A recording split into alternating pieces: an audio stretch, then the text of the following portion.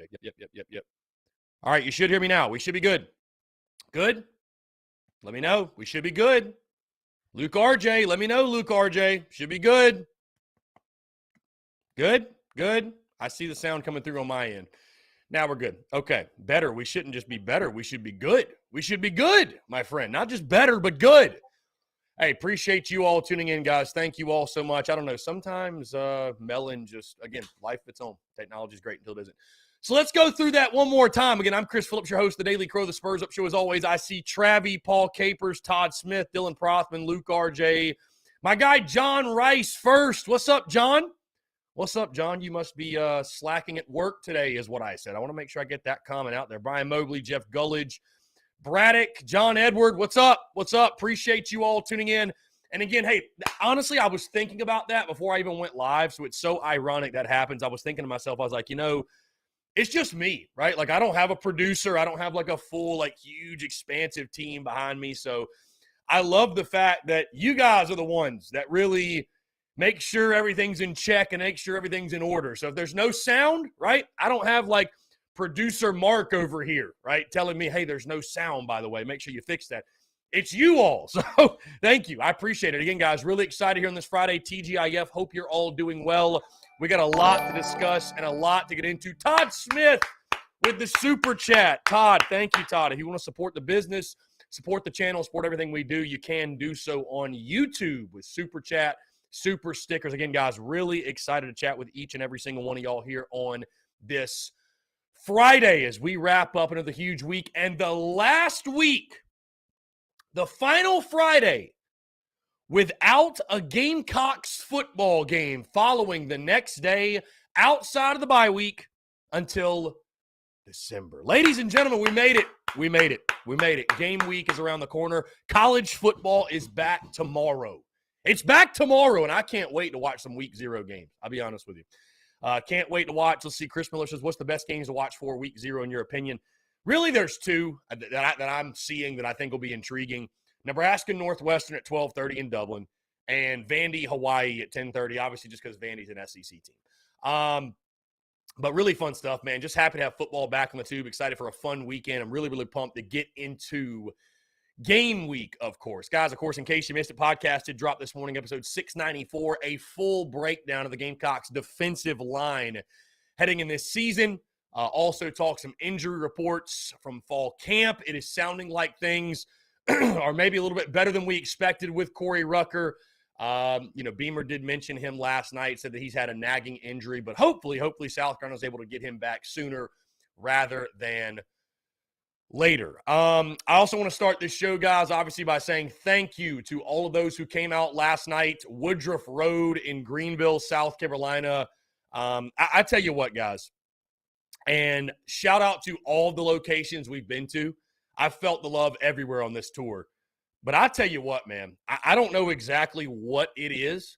I don't know if the folks, the Gamecocks in the upstate, we got a little, you guys have a little bit more of a chip on your shoulder, right? Because you're up here in enemy territory or what have you. But the amount of love that I've felt from the upstate, Greenville, from the upstate Gamecocks, I mean, it has been, and Dylan Prothman with the super chat. Dylan, thank you, sir. I appreciate it. Thank you, Dylan.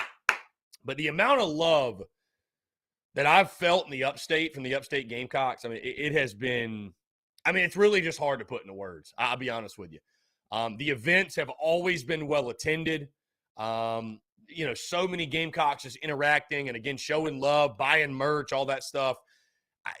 It's just been incredible. And last night certainly was probably our most well-attended. I would say the two most well-attended events, guys, have been downtown Greenville and then Woodruff Road last night. And, it's just incredible, man, getting to meet you guys and hang out. And, again, obviously my upstate Gamecocks, man, shout out to y'all. Really excited for next Tuesday, guys. We will be announcing and dropping that final graphic for it. I mean, of course, you guys already know the schedule, but Tuesday will be our last tour event at Carolina Ale House in Columbia, South Carolina at the Harbison location. So, Cola, I want y'all to show out, man. I want y'all to show out, Cola. I want y'all to show out.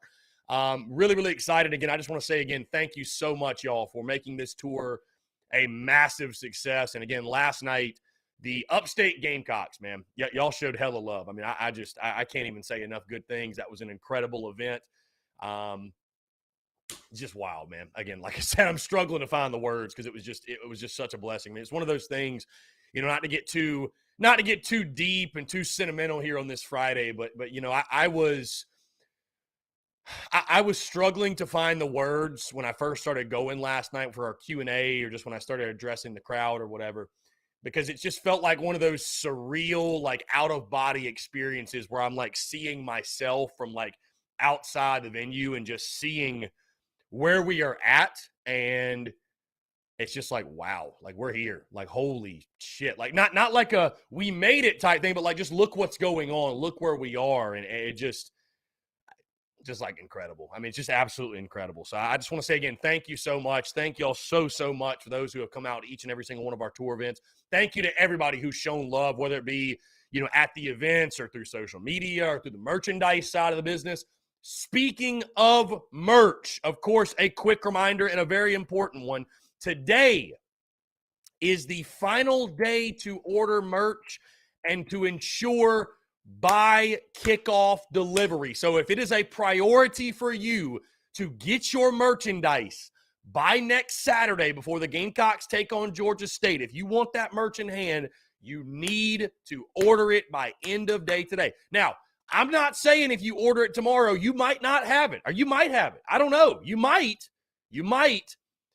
But in case you guys didn't realize, I don't keep inventory on hand. My vendor ships it all out, right? And they're pretty good about getting these orders out. But just to be safe and to guarantee by kickoff delivery, need you to get those orders in by end of day today. So just go ahead and handle that. Get that out of the way. Again, guys, obviously still order the merch after today, but if you want it by Georgia State, I just want everybody to be aware. I want to set proper expectations.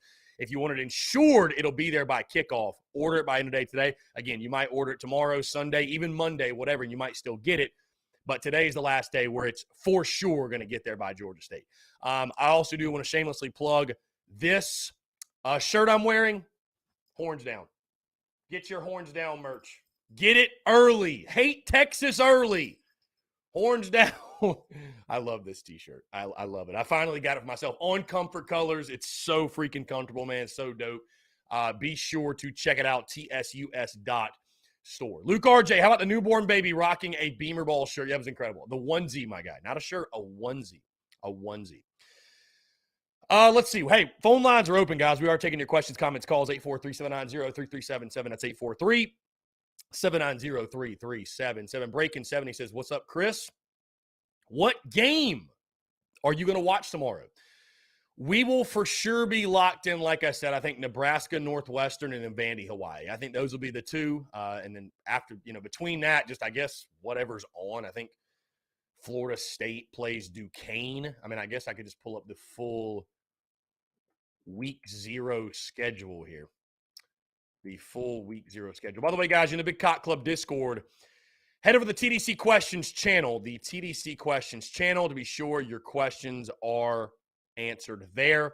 I see Craig Phillips and Greg Bedinger. What's up, guys? Appreciate y'all tuning in. Week 0 college football. There's 11 FBS games. Nebraska, Northwestern, Idaho State, and Nevada. That's UNLV, Nevada, Las Vegas. Why do they just not put UNLV? UConn, Utah State's on FS1. Wyoming, Illinois on Big Ten Network. Duquesne, Florida State. Charlotte, Florida Atlantic. Florida A&M in North Carolina, so UNC plays.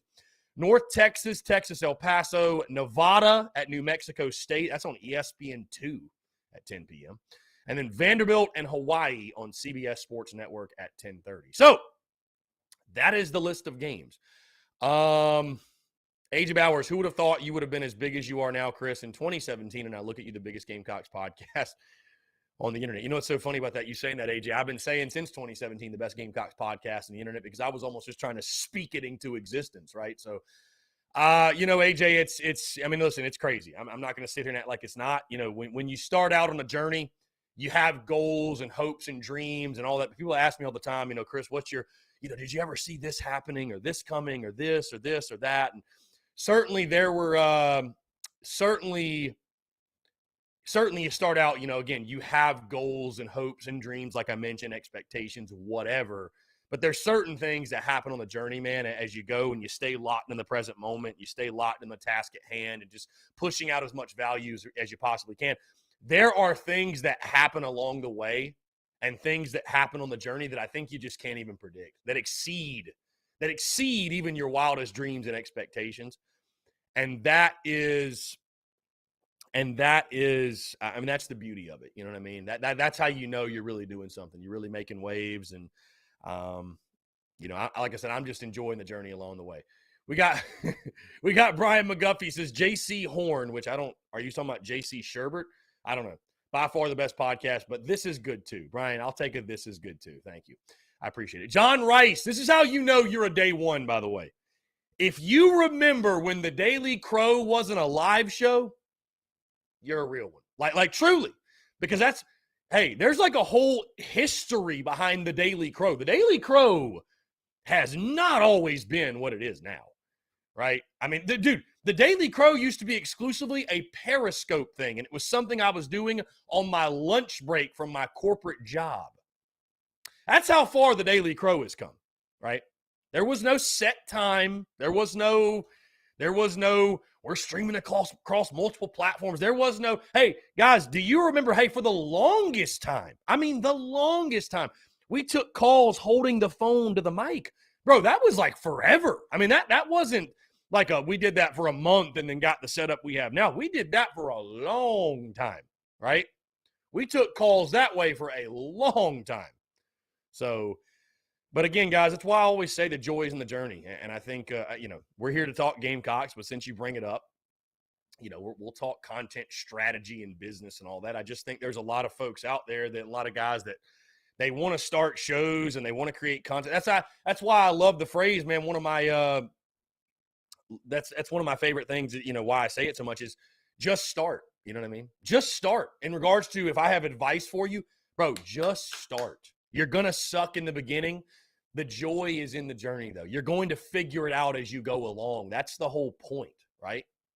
That's the whole point. You're going to figure it out as you go along. So, it's because this thing has evolved immensely. I mean, TSUS this is, if you had to label it as like when we started, it was version 0. Like this is like version 50, truly. Which is good. That's how it should be. It should evolve. It should change. It should grow.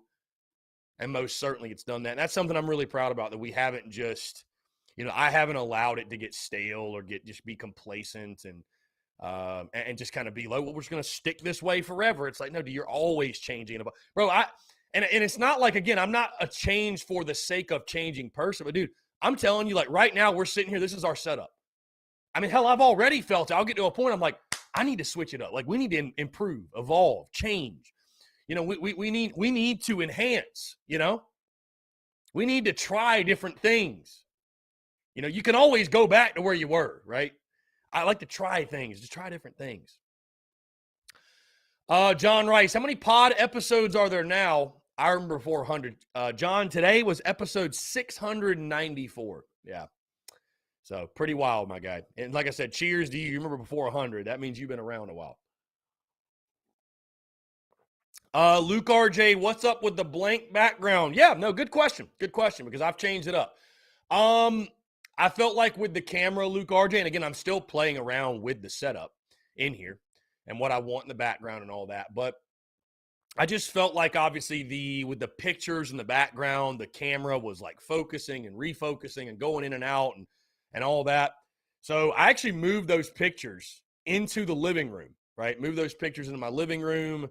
So just wanted to put the focus on me touching my hat, as Kyle Cannon points out. Yes, put it on. See, now I'm going to do it even more because you said it. No, I just wanted to put the focus on here. Take some pressure off the camera, if you will. Again, guys, we're talking Gamecocks football, 843-790-3377. I really, to be honest with you, I said my piece yesterday about the mascot name. Cock Commander's not going to be the name. Thank God. Thank the Holy Lord that Cock Commander is not going to be the name, right? I don't have to worry about that. We don't have to worry about that, all that good stuff. Yeah, and I tell you what, too, just back to what Kyle Cannon says right here, bro. If me touching my hat bothers you, you will hate this show. You will loathe this show. Because I will say, like, everybody's got their own little things. Like for me, it's the hat adjustment. That's what it is. It's that's what I do. So Kyle, I don't know, man. I don't know what to tell you. Evan, how was the Ale House visit in Augusta? It was solid. One of the, I'll be honest, one of the smaller crowds, and I think it's just because though it's just such heavy Georgia country, and I get it, man. Like I grew up there, right? I understand it's such heavy Georgia country, so it's tough. It's tough. I mean, I would say, I would say this just from my experiences thus far. I mean, I could be totally wrong, but I'd say living in Augusta is tougher than living in like Greenville. Augusta's just all Georgia. I mean, it's all, and I'll be honest with you, the Augusta Gamecock Club, I mean, I don't really give a damn. That's part of the school. They don't do a good job. They don't do a good job in regards of just keeping Gamecock fans engaged and having events and doing special things to get people fired up and really build a community. Greenville Gamecock Club does an incredible job. I'm actually going to their event next week. They have an event Thursday night of next week. Let's see. Yes. They have an event next week. So again, guys, the final tour stop will be next Tuesday at Carolina Ale House, Harbison in Columbia, South Carolina. So would love to see you guys out there. Obviously, I felt like it made sense to come to Cola on game week, right? The final tour stop. It's game week. Let's go to Cola. And I'm doing it on Tuesday instead of Thursday because I did not want it to interfere with Shane Beamer's call-in show, right? And I thought there might be other events too. And what do you know? Greenville's having an event on Thursday. So I figured why not do it Tuesday? We'll get it going at 6 o'clock, just like we've done all the others. Cannot wait to see you guys out there. Let's see. Brennan M says, dangerous drinking game. Take a shot every time C. Philly adjusts his cap. That you'd be dead. You'd be literally dead. And Craig Phillips says, and touches his face. You'd be dead. You'd be straight up dead. Yeah. I would suggest you not doing that. Babes and Waves, can you do cameos? Or are you exclusive at Carolina Ale House? I mean, I could. Are you talking about like for events? Yeah, I could do one-off events. Yeah. I mean, listen, Carolina Ale House is my business partner. So, I mean, if you're asking for like a watch party for a game, I mean, we've got that locked in for the season. But I mean, as far as just like one-off events, man, we can definitely do it. If you're interested, shoot me an email. An email would be great. Yeah, thespursupshow@gmail.com. thespursupshow@gmail.com. Justin, is it just me or does anybody else ever wonder what Roach King said to the Florida linebacker after running him over for that 8-yard touchdown? Well, we'll ask him. I'll ask him. I'll ask him next Monday. How about that? I'll ask him on Monday. By the way, guys, I have totally forgot here. I was going on and on and on. Jake Crane is joining us today, and I'm sitting here rambling. Holy smokes, I feel so bad now.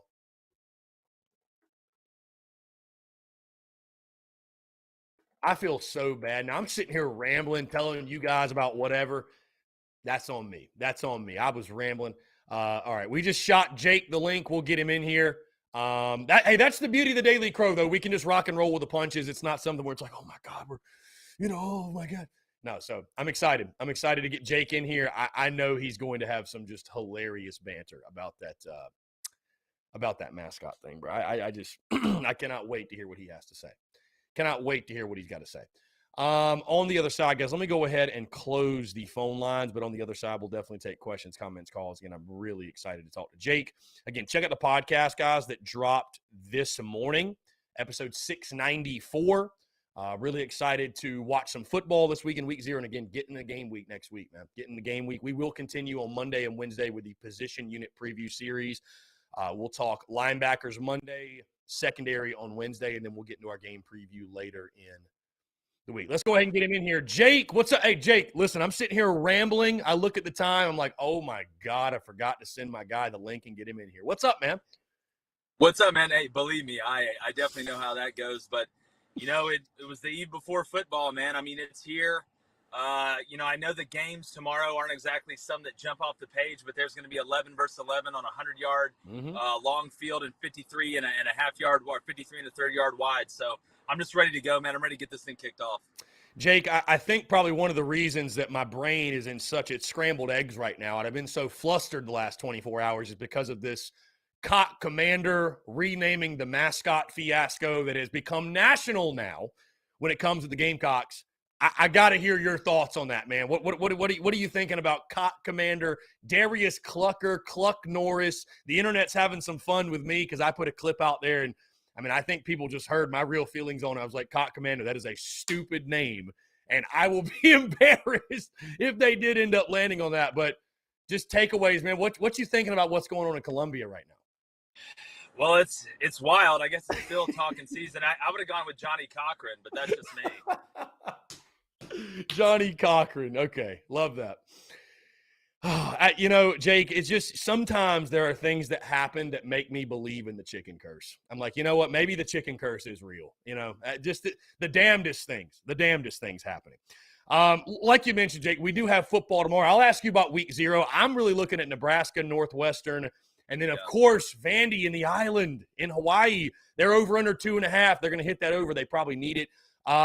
I would imagine for you, those are the two games that probably stand out. I see you guys have BGB, by the way, Big Game Boomer, doing your Big Ten stuff. Congratulations on that. So I'm sure you've talked about that game. Any other games that stand out, or are those the two that you're most looking forward to? Yeah, those are kind of the headline ones. I'm interested to see Illinois. I know Wyoming lost a lot in the transfer portal, but, I think Bielema is going to do a pretty good job there. I think it's a really good fit. They overperformed with that roster last year. I mean, it was an absolute disaster. When I look at Nebraska, it was such an anomaly last year for them going 3-9. You finished, second in the Big Ten in total yards, first in passing yards, and you don't score over 30 points but 2 games. I'm trying to figure out, I know how it happens. You go in the red zone and fall apart like a Post Malone single. So they've got to be able to put the ball in the end zone. I think Frost has to win. They say 7. I think he's got to win 8. They have a very manageable schedule. You're in the Big Ten West, which is basically chicken fighting, pun intended, compared to what the Big Ten East is. I mean, the Big Ten East has Ohio State, Michigan State. You can go through the list. It's an absolute fist fight over there. But, again, it's football, man. Vandy and Hawaii. Hawaii is such a tough place to play because, you don't want the players to be distracted. And they're practicing right next to a volcano. I mean, there's mermaids swimming around. I don't know what, and Fall Apart is a Post Malone song, John Rice. Put it together, man. I'm not hating on Post Malone. It's called Fall Apart. Look it up. Be better, bro. Jake, that's why, my friend, you are a professional, because you can keep up with the comments while going on the rant. That is impressive, my friend. I feel like I can do the same as well, but that's how I know you're a pro at it. Let's switch gears a little bit, man, because I feel like when it comes to Carolina football and everything else, we have gotten to kind of the point, and I was talking to a J.C. Sherbert of the Big Spur about this yesterday, and I've just been talking to others too, where like I get Jake to about the 2-week mark, 2.5-week mark until kickoff. And I'm just like, all right, I'm ready for kickoff. Like I love giving predictions. I love projecting, things. I love, giving thoughts and takes and opinions. But it's like, we need toe to meat leather because there's only so many ways we can dissect it. So I'm going to move it off of that. Let's take it more directly to you, because I'm sure a lot of people that are tuned in, they're familiar with Jake Crane. They're familiar with Crane and Company. They're maybe not familiar with your origin story, because obviously when I first met you, you were the J-Boy Show. I know it's probably a much longer story than we have time for you to tell, but just give us the condensed version of, you were a football guy. I mean, you're still a football guy, but you were, in the game, you were coaching. How did you go from there to now being a quote unquote media personality, if you will? Not trying to put you in a box, but you know what I'm saying. What's in the box? No, dude, well, I'll be honest with you. COVID did. I mean, I coached for 9 years. 6 at the Division I level. Like I said, we played up at Columbia when I was in South Alabama. Came back because nobody knew what was going on. Nobody knew. The players got sent back. We got sent back. Our head coach was like, look, man, I don't know. Y'all just stay ready. I may call you one day and say, hey, I need you to fly up here next week. So it was the first year of the early signing period too. I had most of my guys signed. I had one that was left out there, but I felt really good about it. He did sign. And so I was like, you know what? I'm trying to pass the time. I'm used to work, and I can't just sit here, on my hands twiddling my thumbs. So I went and bought like a $50 mic. I had a laptop. somehow, and I'm not a technological person by any stretch of the imagination, got it out on Apple Podcasts and Spotify, and it kind of started getting big. And I had no idea like what was good, like how many views was good. Like to me, Joe Rogan was good, like 800,000 views. Like that to me is what what I was looking at. That was the standard. And so I started having people reaching out about sponsorships. They wanted to pay me for it. And so like I kept getting more and more of those. And I was like, look, I'm young. I can always get back in coaching. I might as well try this. So I called our head coach. I kind of told him what was up. And he was like, look, man, you do you. I was interviewing for the DC job where I was coaching at. And it just got bigger and bigger. And I got called, the Believe Network reached out, got on there, and then got some investors from Atlanta that reached out to me and wanted to put me on video. So I go up to Atlanta. 3 months later, Colin Cowherd's team emails me. We sign a 6-month deal with Colin Cowherd. We get done with football season. We blew that out. We were the second most watched show they had other than Cowherd's show. And so in the middle of renegotiating, Ben Shapiro sends me a DM, which I was like, regardless of what you think, like Ben, that's a big deal. Right. And so he's like, listen, we want to start doing a sports show. We want it to be national. Would you be down to do it? So I was like, all right, man, we'll do it, and came up to Nashville, and it's been amazing ever since. And now we're going in the morning, 6:30 to 8 Central, 7:30 to 9 Eastern, and talking ball. I mean, we've had great guests, Kirby Smart. We've had Coach Beam on. I mean, it's great, man. And we don't talk politics. Like we're at the Daily Wire, which obviously is a political network, but shoot, we just talk ball, man. And we're Ben Shapiro, man, Matt Walsh, Clavin, all those guys. They're awesome. Walsh is a huge Ravens fan, bro, like absolutely huge. And we got a big announcement. We're collabing. There may be a fantasy situation going on there as well. So now I'm here, man, and we're just trying to ball as hard as we can for as long as we can. Yeah, it's funny. You mentioned Cowherd. Cowherd was a guy that I followed a lot. And I was sort of like you in the sense of when I first got in the game, and this isn't meant as a shot or disrespect to anybody, but it wasn't really the local media guys or the local personalities I was looking at. I was kind of looking at like the Pat McAfees of the world, the Barstools of the world, the Rogans of the world. And so that was, I kind of modeled a lot of, I mean, you see it probably. I modeled a lot of how I structure things and content off of what the big guys were doing. And, I'd say it's worked out pretty well for both of us. I was going to mention, though, Colin Cowherd was a guy that, when I worked in the corporate world, bro, I'd watch him all the time, lunch break. And I think if you, there's a reason he does it at the level he does it. And if you understand, like, if you understand that he's trying to create banter and not controversy, he's trying to create conversation. He's trying to challenge people. I mean, that's what you and I do too. That's exactly what we're doing. But I'm just curious. Obviously, you sat down, you had dinner with the guy. Like, what is Colin Cowherd like? Does he want to talk sports just 24/7, or does he like want to get away from it when he's not doing his show? What's he like? We talked a mix. I mean, it was funny. So we fly out to LA. I'd never flown first class before. So like Rick Ross is sitting in front of us. I'm like looking at my brother like, dude, am I in a coma? Like what's going on? So we get out there and I don't know. I have no bearings. So we go to the hotel. We walk out the back and I instantly knew where I was. I looked at my brother and was like, do you know how many people I have ran over in Grand Theft Auto on that beach right there? Instantly knew where I was. I could point things out. So we have dinner with him. He was fantastic, man. We talked some sports stuff, but we talked a lot of life stuff. And, he was giving me good advice, telling me, he's like, look, I'm going to say what I think. And, half of them are going to hate it. Half of them are going to love it. But that's what you want. You don't want everybody to agree with you. Having an echo chamber sucks. And number one, it's impossible, basically. But, that's why, again, the advice he gave me was, he's like, look, this is what happens when people start recognizing you. This is what's going to go on. And he was just great, man. We were there 3 hours. To be honest with you, is the most hungover I've ever been in my life the next day. But it was great. And he was just so cool. Still was. When we decided to come up here, he called me. He's like, look, man, nobody's left more networks than me. So I understand. So we still have a great relationship. And I talk to him every now and then. And he's been a big inspiration for me. That's awesome. Jake, what do you guys have planned for college football Saturdays? What are y'all doing with Crane and Company on Saturday? So, dude, we're releasing a Saturday special every Saturday. We got Mike Golick Jr. tomorrow. We're dropping our bets. You can find that. We talked about him today on the show. Just go to Crane and Company on YouTube, CRAIN and Company. Really easy to find. Apple Podcasts, Spotify, all that stuff. And then we're going to do one of my most popular shows with the J-Boy Show. It's called the Sunday Recap.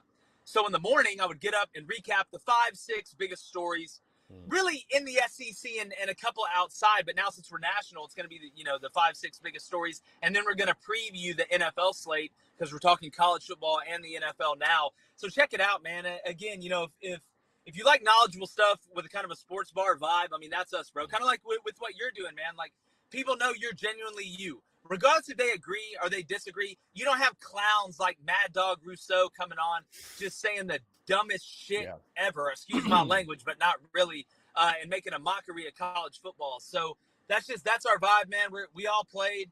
Me and my brother Coach Cone was a quarterback at Michigan, so we're chopping it up, man. We're getting schematical, but not diving too deep. Our motto's win the water cooler, and what I mean by that is, when you go to work, I want you to be able to win every debate. When you go to family gatherings, I want you to be able to win every debate. There's a lot of people out there that really don't know what they're talking about, and it's always good to catch somebody. Like our boy Shapiro says, facts don't care about your feelings, dog. Big facts. Big facts. Isn't Mad Dog the one that didn't he say that Saban isn't really that good of a coach and anybody can win at Alabama? Bro, he said this man, and he was laughing while he said it because they rehearsed this, man. It's like a Spanish soap opera with these guys. Yeah. Like he said that Eric Parsegian was a better coach than Nick Saban. I don't even know how to respond to that, dog. Like, Eric Parsegian's got 2 natties. Nick's got 7. Nick's won a natty with 2 different teams. He's absolutely boat racing him in overall record. And Eric Parsegian's like the 4th best coach that Notre Dame's ever had. You even had Lou Holtz, which is better coach than Eric Parsegian was, Lou Holtz. And y'all know about Lou Holtz. That we do, my friend. That we do. Hey, Jake, let's move to SEC stadiums because I saw something really interesting today. I think the SEC put out a tweet, which stadium are you visiting this year? I've never been, right? I've never been to Auburn. You're obviously an Auburn guy. I've heard that Auburn and Willie B, when they're both rocking, are very comparable. Would you agree with that? Disagree with that? I would agree with that. And hey, Babes and Waves, it's Crane & Co. It's the first one. Go check it out. You'll love it, I promise. Here's the thing. Number one, they both have birds that kind of do the pregame thing. That's somewhat comparable. One flies. Ours just can't fly. One flies. One lays things that taste great next to bacon. But, the sound, how loud it is, the loyalty. Yeah, I think there's some comparabilities. I've been to both. Like I said, we coached in both, and it's very comparable. Like I said, dude, Columbia gets rocking, and the towns are kind of similar. You know what I'm saying? Like that. There's a lot of similarities between the towns. They run on that school. As that school goes, that town goes. I want to talk to you about Shane Beamer, Jake, because again, like you mentioned, you had him on your show, and I've been preaching this to Gamecock fans because everybody wants to know, when are we going to win an SEC championship or a national championship? And I feel like there are so many things that, number one, I mean, South Carolina's never done that, so you are reaching for something that has never occurred. But there are so many external factors that have to take place that has to happen, right? At the end of the day, players have to go make plays. I don't give a damn who you recruit and what position you put them in. They're the ones that determine who wins the title and who doesn't. But I feel confident in saying, Jake, that South Carolina football, and this might sound like to an outsider like a no-duh, no-brainer thing, but I feel like we've seen it a lot at South Carolina where coaches have left, and they have not left the program in the greatest of situations. We'll leave it that way. I really do feel confident that South Carolina football will have been better off because Shane Beamer was the coach. And I think he will leave it so much better than he found it. And even if Shane isn't the guy, maybe he's the guy to get you to the guy, which is okay. And it would actually be a great thing for South Carolina. Again, you've had direct conversations with the guy. You're just overall thoughts and takeaways on Coach Beamer and what he's building in Columbia. Yeah, well, I do want to say, let the Rebels slam. I know roosters don't lay eggs. It's a chicken joke. People call Auburn's bird the war chicken. Like, come on, let's dive down deep. We don't have to go Inception deep. Spin the dreidel. See where you're at. Figure it out. I think Shane Beamer, and you look at coaches in the past, and comparing coaches, it's tough because everybody does it kind of a different way. To be able to win a national championship, you really need 3 pillars and luck. You need recruiting, you need development, and you need culture. The facilities come with those 3 at a place like South Carolina. The better you do, you're not going to lack resources. Just like South Carolina has all the bells and whistles now, and it's only going to get better and better and better. You can have those 3 things, but you also have to have the ball bounce your way. That's what makes it so impressive, these schools that go on these dynastic runs, whether it's Alabama, USC, places like that. It's hard to catch the breaks you need to catch. How do you try and recreate it? You put the best players possible on the field, and you kind of try and lower the level of luck you need as much as you can. What I think Shane Beamer's going to be at South Carolina, I think he's a lifer. I think Shane's a lifer. I think he is. Who was his dad? He's a lifer at Virginia Tech. I think this is Shane's Virginia Tech. I think he can win big here. South Carolina, like I said, checks all the boxes. And again, y'all know my projection for South Carolina this year. I'm not going to run from it. It's what I think. So I think Shane can recruit at a level where you have good enough players to win. That's what it comes down to. Recruiting's the lifeblood. You don't get development and you don't get culture without good recruiting. You have to have the players. You're not beating Alabama with bad players. You're not beating Georgia with bad players. And as we see the SEC get deeper and deeper and deeper, you are going to have to raise the bar that much. And Shane is still learning and getting better. That's the thing. He's not at his peak. You caught him halfway up the rise. So I really believe deep down that Shane is the best fit that South Carolina has had, including Steve Spurrier. Steve Spurrier was always going to be a Florida guy. There's a reason that, when we had Stephen Garcia on, he said that Coach Spurrier was never nervous for a game except for Florida. That was the only one, because that's the one that mattered the most. I think South Carolina will be Shane Beamer's Steve Spurrier version of Florida, and that for y'all makes the sky the limit.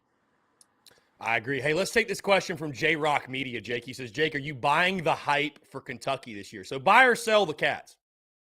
Well, yeah, I think we got to define what we're talking about, like hype. I mean, hey, pick to finish second in the East by the media. You think that's too much? I think people are sleeping on how valuable Wan'Dale Robinson was. Yeah. People just forget that he's gone. If you go back and actually watch tape, Wan'Dale Robinson bailed out Will Levis, not only inside the pocket, but outside the pocket. On the deep ball, when it was underthrown, he'd come back.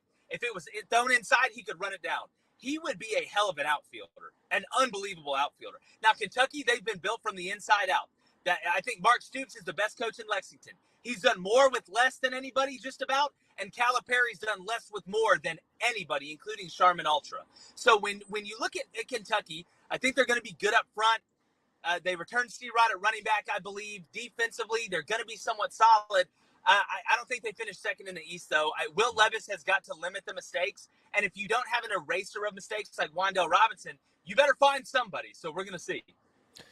Jake, before I get you out of here, of course, we're getting into game week next week. And so put your predictions to the side because we're talking about actual football on the field.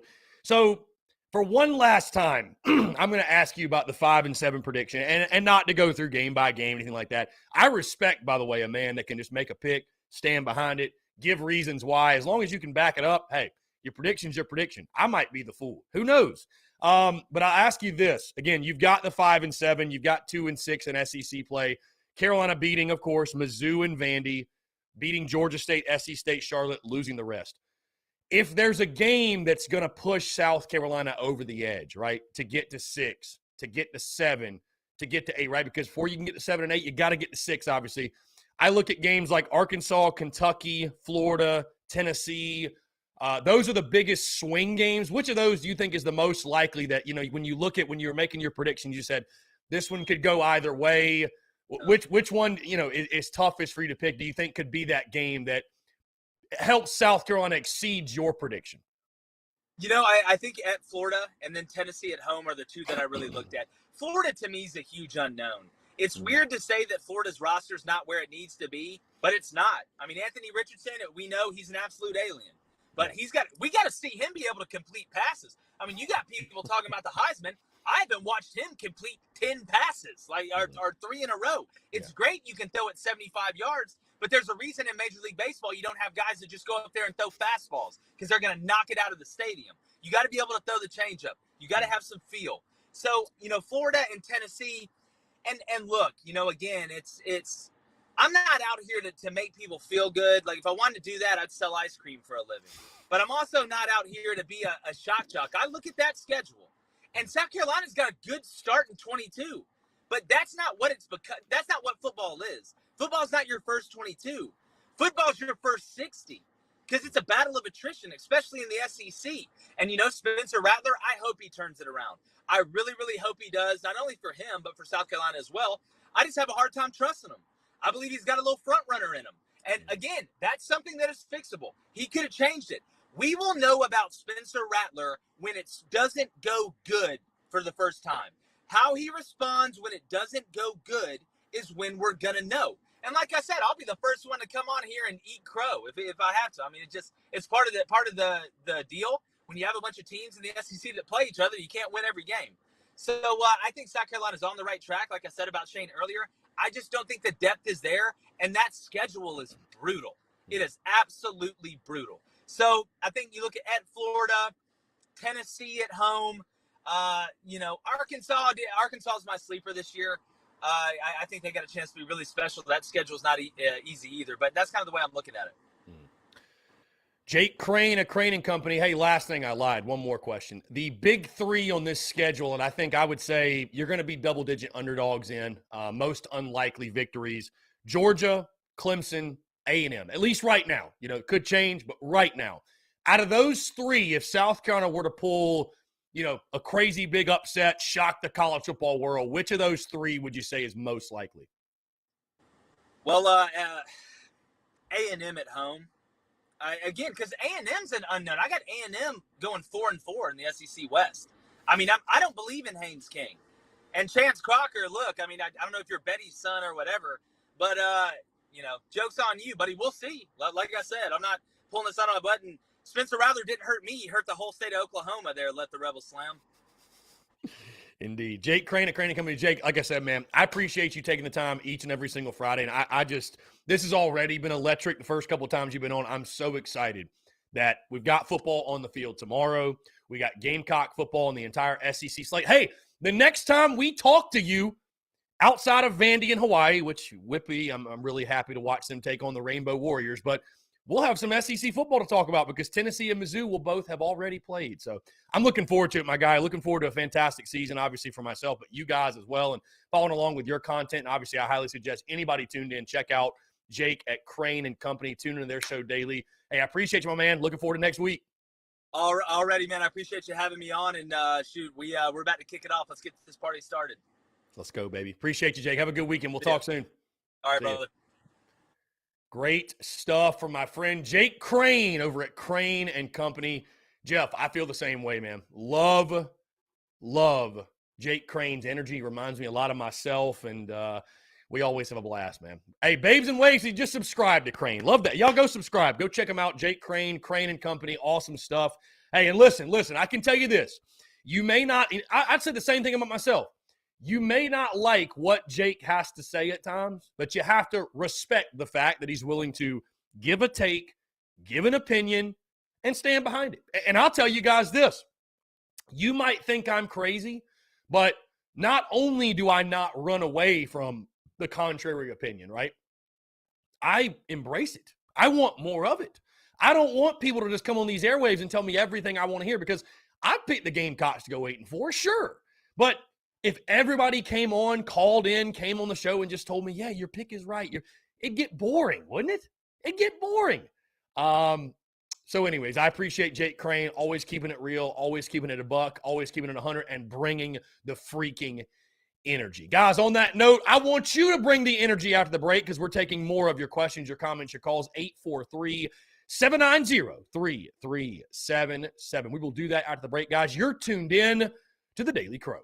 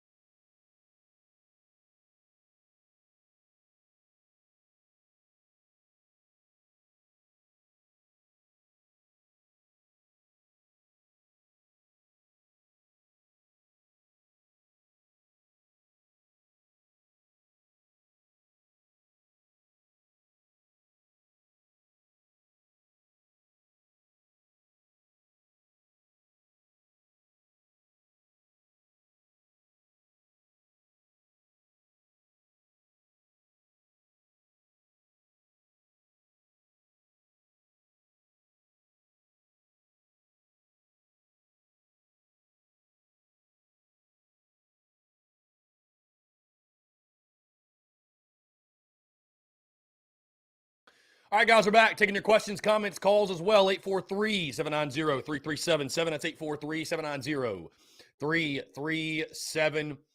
I love the fact that you guys continue to rag Jake Crane about his prediction, which, hey, he picked us to go 5-7, so it is what it is. I totally understand. He should get all of the heat from you guys. More predictions coming out. Mark Schlabach, or is that how you say it? Schlabach, whatever.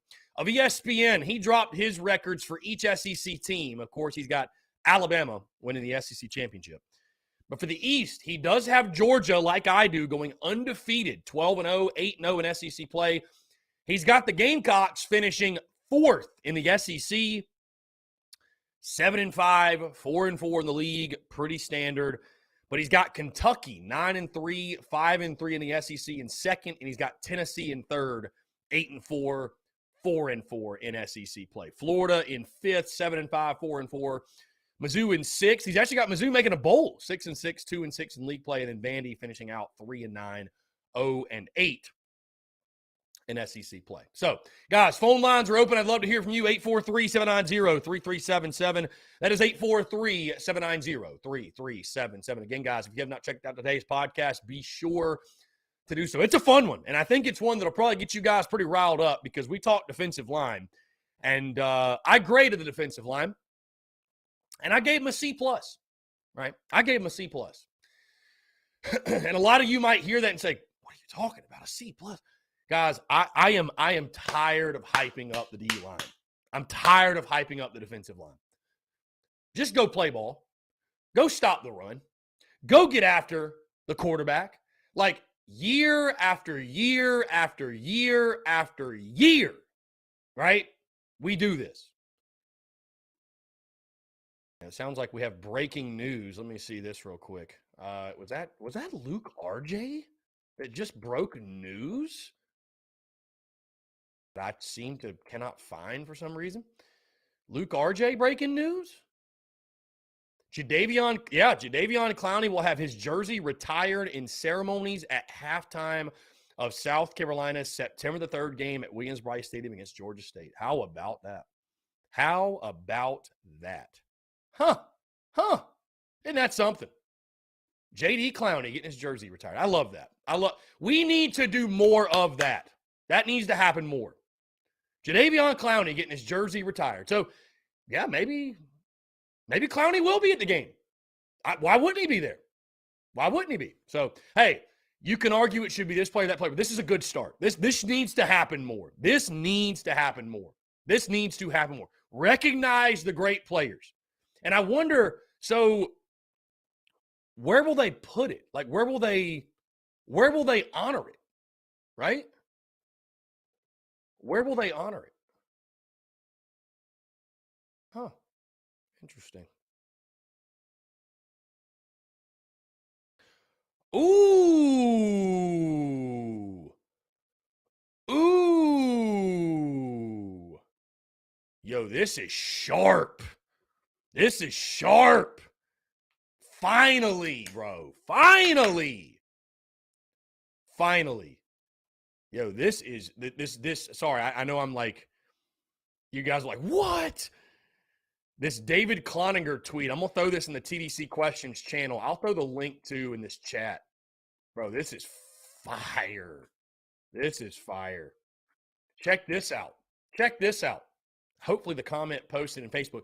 David Cloninger, though, on Twitter, just posted a picture of they are now putting the retired numbers like up on the, like where the press box is, and it says South Carolina Gamecocks. They're putting it below that, and it looks really sharp. I'm a very, very big fan of that. I am a very big fan of that. Yes, I'm a very big fan of that. That is awesome.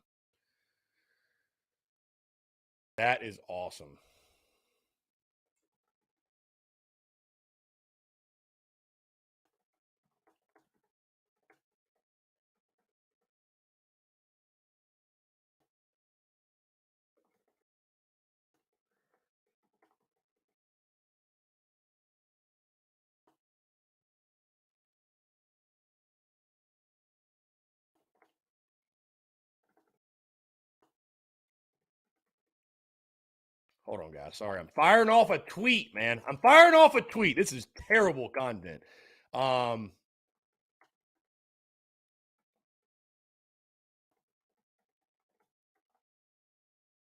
There we go. I type fast as hell too. I know somebody's probably commenting about it.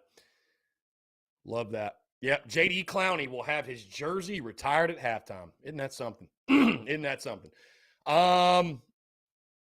Let's see. Luke RJ, why are you surprised so much? Luke RJ, when is the last time we retired a jersey? I'll wait. It has been a very long time. It has been a very, very, very long time.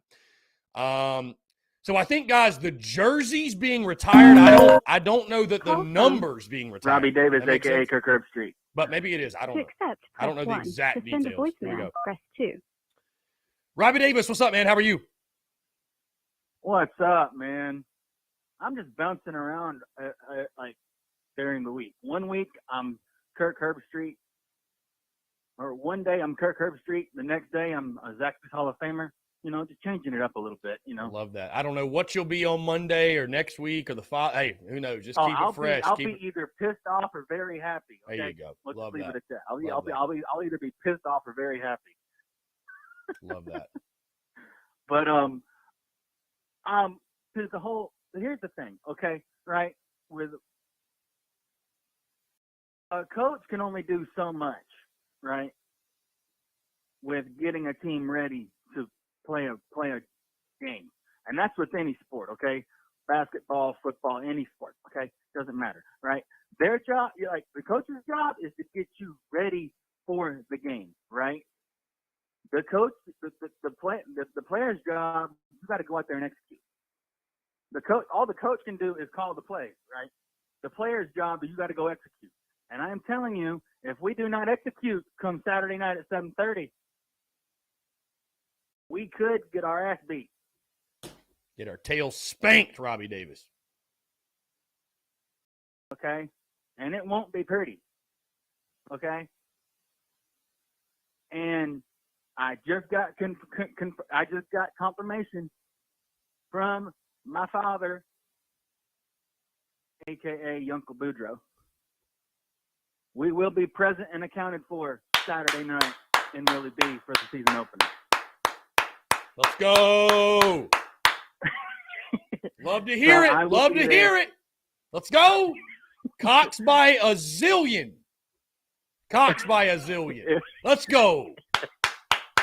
Robbie Davis in the building. Uncle Boudreaux, the real MVP for making it happen. Let's go. The plan is we're going to get our tickets when we get there because I know there'll be people trying to sell them. So we're going to get our tickets when we get there. We might try to get them from will call. I don't know. Something. We'll figure something out. But we'll head up there and yeah, we're gonna take care of business. And I watched some of the sports news last night, and they showed Georgia State practicing with 2001 blaring, and I'm thinking to myself, you can blare 2001 all you want, but until you experience the crowd in Willie B, plus 2001 and Sandstorm, oh Lord, may God be with you, because you're gonna need him. Because you have those two things plus the crowd going nuts. No. Yeah. Robbie, what did you think about the lights? The video of the lights. Dude, they're pretty sweet. Okay, I don't know why it took so dang long to get them up, put them up there. And to be honest, I do like them. I do. And I feel like, but like I said, right, a coach can only do so much. The coach's job is to put you in the best position to win, right? If the players don't execute, guess what? In my opinion, that's not on the coaches. That's on the players. The coaches have already put you in the best position to win, and you didn't do as you were taught, right? So technically, it would be on the players. Am I right or am I wrong? Listen, the players are the ones that make plays. Robbie, you correct. Yes. The Exactly. players are the ones that make plays. Yes. If you don't, and like I said with the whole engine thing a couple weeks ago, right? A car can't go very far if there's something wrong with the engine. There's a specific thing wrong. If there is a specific thing wrong with your vehicle engine, Chris, you're probably not going nowhere, right or wrong. That is a fact, my guy. That is a fact. They will make sure that they put the correct players on the field to where we'll make sure that when we walk out of our home stadium next Saturday, we walk out with a W, okay? And Georgia State, all they get is a paycheck and an ass whooping. That's all they get. That's all they get, and that's all they deserve. That's all they deserve. A paycheck and an ass whooping. That's what they're going to get. But, yeah, that's all I got. I will see you Saturday, next Saturday, rain or shine. Honestly, I love going to games whenever it rains because it's so much fun. Seriously. Playing a football game in the rain, so much fun. Watching a football game in the rain, almost as fun. But yeah, either way, man, rain or shine, we'll be out at the tailgate. We'll be out at the game. It's going to be one hell of a night. Can't wait. Oh yeah, it's going to be great. Going to give Georgia State all kinds of hell for 3.5 hours. Mm-hmm. They won't know what to do. Their head will be spinning. Because there's a major difference between playing something over a loudspeaker and dealing with it in real life. Okay, in my opinion. All right. So we're going to take care of business and beat Georgia State next Saturday like a drum. Okay? Go Gamecocks, and to hell with Clemson. You have a great rest of your weekend. And I will talk to you Monday after the ass whooping that we give Georgia State. I love it. And give you my analysis. I can't wait to hear it, my guy. Cannot wait to hear it. All right, buddy. Robbie, all right, man. You have a good one. You're the man. I appreciate you. Great stuff. Robbie Davis. That's Robbie Davis. Cam Johnson, Seawells, my dude. Seawells. The tailgate. We'll be at Seawells. Yes. We'll be out there by noon going all day long, all day and all night, and we'll celebrate a big victory against Georgia State when we come back. So, Luke RJ, Chris, I was talking about you being surprised. I saw it on Twitter first. Not about, oh, well, I mean, I don't know, Luke. I don't know. I'm glad they're doing it. I'm really glad they're doing it. David Barnes, how are you going to go about selecting a bowl game for the simulation? Also might be cool to see how we'd hold up against Bama and Atlanta. David, we went literally 7-5 in the simulation. We did not make it to Atlanta, my guy. We'll probably do Music City Bowl against Maryland. I just think that'd be a fun one. And at 7-5, that's about right. We'll do Music City Bowl against Maryland probably either Sunday night or Monday night. Guys, I'm not going to throw it on the schedule, though. I'm actually going into town this weekend, as I'm sure many of you already knew. So I don't know exactly what time I'll be back Sunday. So we'll either do it Sunday or Monday night. Those are really the only two nights we could do it. Tuesday, we got our event. Wednesday, we got Welcome Home South Carolina football. Thursday, we got the event in Greenville, the Greenville Gamecock Club thing I'll go to. And then Friday, I mean, it's game day eve, and there's a good chance I'll be heading into town to Columbia. And then, of course, it's game day. So I'll keep you updated, David. I'll let you guys know, but it'll either be Sunday or Monday night. J-Rock Media says, if Sat doesn't call a good offensive game, is it still all on the players? I hope he does better this year, but that really plagued us last season, just saying. Again, J-Rock Media, thank God the season's about to start, so we have a new sample size for Marcus Satterfield. Because, again, as I've said before, I look at last year. Yes, there were questionable calls with Sat. But you also have to take into account the personnel that they had. You do. You have to take into account the personnel that they had. What he was working with. So I think it was 50-50. I think it was 50-50 personnel and coaching. I don't think it was just all on Satterfield. But Hey, this year will tell the tale, right? This year will tell the tale. Let's see. Justin, I believe, sent a text. He says, hope Vandy beats Hawaii and brings the W for the SEC. Yeah, go Doors. Go Doors. Somebody asked, by the way, if I sell merchandise or if we sell merchandise at the tailgate. So we'll have koozies and towels on hand. Outside of that, guys, I do not keep inventory on hand in regards to T-shirts, hats, hoodies, anything. The only inventory I have on hand is towels and koozies. And honestly, guys, the reason I do that is because it is just so much easier to operate that way. It's just so much easier to operate that way.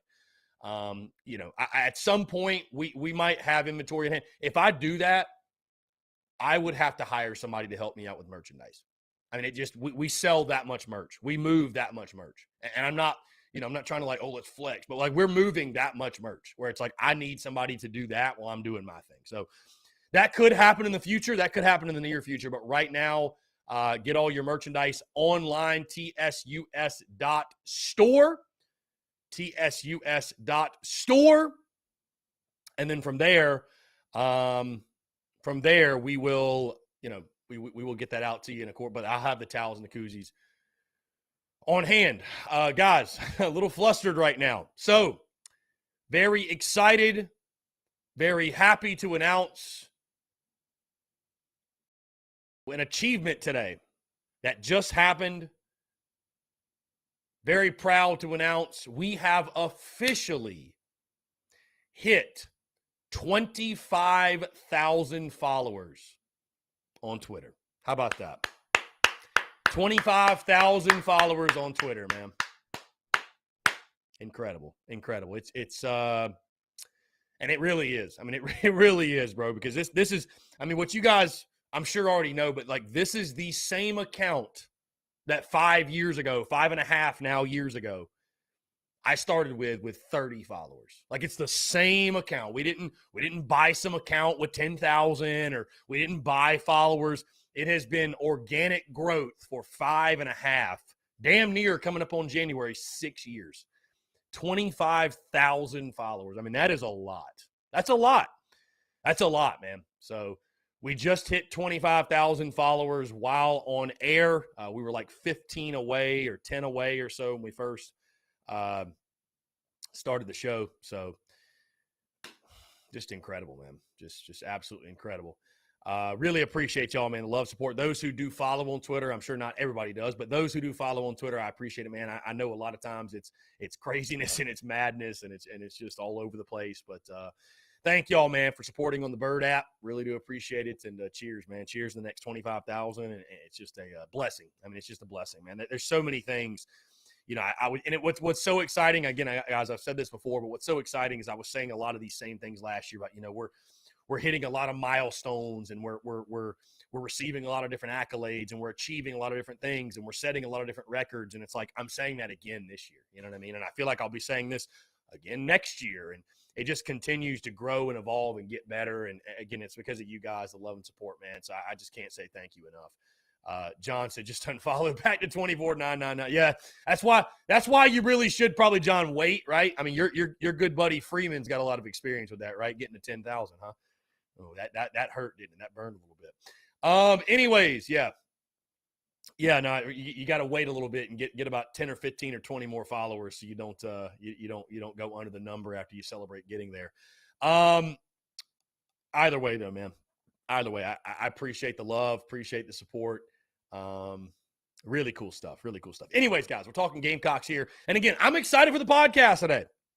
Excited for the podcast today, talking defensive line. If you guys have not checked it out, you definitely should. Jordan Burch, big topic of conversation, right? Is this the year Jordan Burch finally lives up to the 5-star potential and all of his hype and what his recruiting profile said he was supposed to be? And I don't want to pile on this kid, right? And I certainly at this point don't want to use that treacherous B word, right? And I'm talking about bust. People get really upset when you label a player a bust. They take it personally because I feel like labeling somebody a bust is really dismissive. It's a very dismissive thing, right? But Jordan Burch is creeping ever so close to bust territory. And I'm sorry, but when you have the type of recruiting profile and the type of hype and the type of expectation that he has had, I mean, guys, we're talking about a dude. Jadeveon Clowney's about to have his jersey retired, right? Jordan Burch is the highest rated signee in the history of South Carolina football outside of Jadeveon Clowney. Like, when you've got that type of recruiting profile, right? When you're rated that type of player, guys, the expectations just come with it. And we're talking about a dude hadn't done a whole lot since he's been here, right? Hadn't done a whole lot. Is this the year Jordan Burch finally lives up to it? And I'm not even saying live up to, what that rating says he should be. Is this the year Jordan Burch even makes an impact? Is this the year Jordan Burch even makes plays for this defense? And they so desperately need him because depth at edge is a concern. Quality depth at edge is a concern. This defense so desperately needs Jordan Burch to be the guy they recruited him to be. You hate to say there's more pressure on a guy because, well, he was a 5-star. But as I've told you all before, and I think this will change under Beamer, but, right now you're not getting 6 or 7 5-stars a class, right? You're not getting a ton of those guys. So when you do get one, you need them to pan out. Jordan Burch is one of those guys. And especially, again, when you think second highest rated signee in the history of your program, they need him to play like it this year. So, again, nobody likes that bust label. Nobody likes it. But I tell you right now, he has another 1-sack season. He's a bust. I mean, there's just no other way to put it. Brian Mobley says Josh Belk. I mean, Josh Belk went to Clemson, man. I know he came here, but Josh Belk was a slapdick. Sorry. I just, whatever. Just label it as it should be labeled. Josh Belk was a slapdick. Ain't no other way to put it. Yeah. John, I hate the way you phrased that question, by the way, and I know what you were doing. David Barnes, is Dawkins an upgrade from Aaron Sterling? I don't know. Listen, Terrell Dawkins, a guy that transferred from NC State, had a great freshman year. I don't know what he's going to be. I really don't know what Terrell Dawkins is going to be. I have no idea. My friend. Is he going to be that freshman guy or, where I think he led all freshmen in sacks in the ACC in 2020? Last year, he was just kind of he was okay player. Wasn't great. But edge depth, I mean, J.C. Sherbert talked about it yesterday, right? Edge depth's a concern. Edge depth is a concern, no doubt. Let's see. Travis Lee says Demetrius Summers, biggest bust ever. Yeah. I mean, he's one of them. But it's interesting though, right? I mean, there's probably maybe some folks tuned in here, but maybe I feel not because you guys, you embrace the banter, right? You embrace it. If you're tuning into this, you embrace banter. But a lot, let me put it this way. If I did a podcast over the summer, we rated top 5 everything. If I did a podcast, top 5 busts in Gamecocks football history, bro, people would get very upset. I'm telling you, they would get very upset. Because it's just calling someone a bust, it is such a dismissive term. But if we're keeping it real, what is the definition of a bust, right? It's someone that comes in with lofty expectations, right? With an incredibly high ceiling, you feel like, and just never lives up to it. Just never lives up to hype and expectations.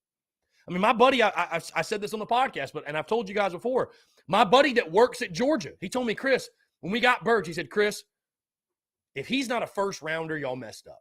That's the type of talent Jordan Burch is. That's why we wanted him. That's why everybody wanted him. Everybody wanted this guy. Everybody wanted this guy. And the fact we are hyping up Jordan Strawn, the Georgia State transfer, more than Jordan Burch, it just says it all. It just says it all, man. I understand that recruiting is imperfect. I understand the system, the rating system, the stars. It is imperfect. But how could they miss so badly on this kid? How can you rate someone so high? And maybe once the dust is settled in this season, we'll be saying, there it was. You know, Jordan Birch just needed time to develop, and he finally came into his own. But I don't know, man. We haven't. I feel like what's crazy about Birch, we haven't even seen like flashes. Do y'all really feel like he's flashed at any point? He had a big hit against Vanderbilt in 2020, and he had that pick 6 last year, but it came against EIU. Like, what other plays has he made? Has he made any other memorable plays? Like, remember Jadeveon Clowney, 2011? Flung Aaron Murray to the ground, and the Gamecocks won 45-42 in that game, right? Remember that play? Like, there were moments that J.D. Clowney had that you were like, there it is. He's going to be a star. He's going to be a legend. He's going to be one of the best. Like, Birch has just not had that. Let me ask you this. Am I being too harsh on Jordan Birch? Am I being too harsh? I don't feel like I am. Again, you come in with that profile, you come in with that hype. I'm not saying you got to be a 3-time All-American and be a first-round draft pick. He's done nothing, though. Like, literally nothing. Yeah, somebody tweeted out, for sure, hate Jordan Birch. Yeah. Cam Johnson feels like he don't have much dog in him. Hey, what's his motor? I don't know. Because you feel like all the physical attributes obviously are there, right? They're there. I see a lot of folks talking about Ryan Helinski was a bust. You know, dude, we could go into a whole separate combo about Helinski and everything that happened behind the scenes. And some people will go to their grave saying Ryan Helinski got wronged and got, you know, Mike Bobo brought his guy Colin Hill in. What's tough about it is this. It almost feels unfair to come down hard on any quarterback that played under Will Muschamp. The man was a destroyer of quarterbacks. I don't care if you like Will Muschamp, if you dislike Will Muschamp, if you're in the middle, because believe it or not, as we saw a few weeks ago, there's still a lot of Will Muschamp stands out there. There's a lot of people that love Will Muschamp for whatever reason. But you can't deny the man killed every quarterback he coached. What quarterback got better under his leadership? You go back to Florida and you look at South Carolina. Every quarterback he coached got worse. So it's hard, like, you know, was Helinski a bust?